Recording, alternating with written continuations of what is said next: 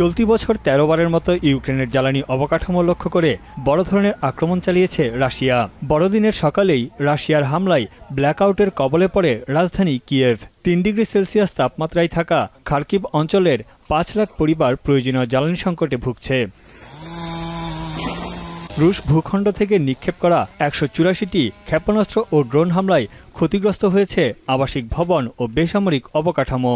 Ukraine বলছে বেশিরভাগ ক্ষেপণাস্ত্রই প্রতিহত করা হয়েছে, যদিও রাশিয়ার দাবি হামলার মাধ্যমে রুশ বাহিনী তাদের উদ্দেশ্য সফল করেছে। এদিকে রাশিয়ার ভ্লাদিকাভকাজ শহরের একটি শপিং মলে ড্রোন হামলা চালায় ইউক্রেনীয় সেনাবাহিনী।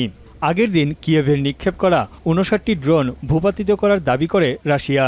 এছাড়াও ইউক্রেন সীমান্তে রুশ বাহিনীর স্থল অভিযান চলছে। দুই দেশের পাল্টাপাল্টি আক্রমণের মধ্যে বড়দিন উদযাপনে ইউক্রেনীয়দের মনে ছিল ভয় আর আতঙ্ক। যুদ্ধে আহত সেনাদের সঙ্গে বড়দিন উদযাপন করেন একদল বাসিন্দা। Зараз не дуже, якось не обращаю. Перестати колядувати – це все одно, що здатися. Ми не хочемо здаватися, ми будемо колядувати на перемогу. Емоційного, так і психологічного стану. В будь-якому разі воно допомагає. Чим більше, тим краще. Співають пісні, коли є люди, які в нашому національному одязі. І це дуже надихаюче. হামলার তীব্র নিন্দা জানিয়েছেন মার্কিন প্রেসিডেন্ট জো বাইডেন।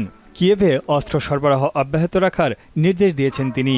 এদিকে বড়দিনে চালানো রুশ হামলার তীব্র নিন্দা জানিয়ে একে অমানবিক বলে মন্তব্য করেছেন ইউক্রেন প্রেসিডেন্ট ভলোদিমির জেলেনস্কি।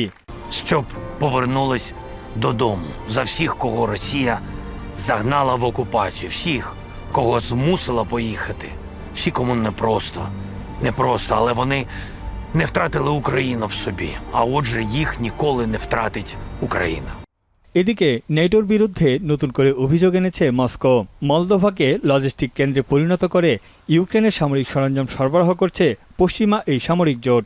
Это нужно не гражданам Молдавии, это Западу нужно, натовцам.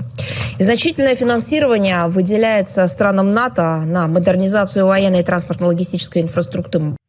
বিশ্লেষকদের মতে ইউক্রেনের সামরিক অভিযান শুরুর পর থেকেই শঙ্কায় ছিল মলদোভা, কারণ মস্কোর পরবর্তী টার্গেট হতে পারে এই দেশটি। পশ্চিমা নেতাদের এমন অভিযোগে উদ্বেগের মধ্যে আছে মলদোভার বাসিন্দারা। ক্রেমলিনের অভিযোগ, মলদোভাকে ইউরোপীয় ইউনিয়নে যুক্ত করে রাশিয়াকে চাপে ফেলতে চাইছে পশ্চিমারা। তানভীর জনি, এখন বিশ্ব। মাঠের অলরাউন্ডার আমি, আর ঘরের allrounder Tilex. Tilex toilet cleaner, clean মানেই টাইলক্স।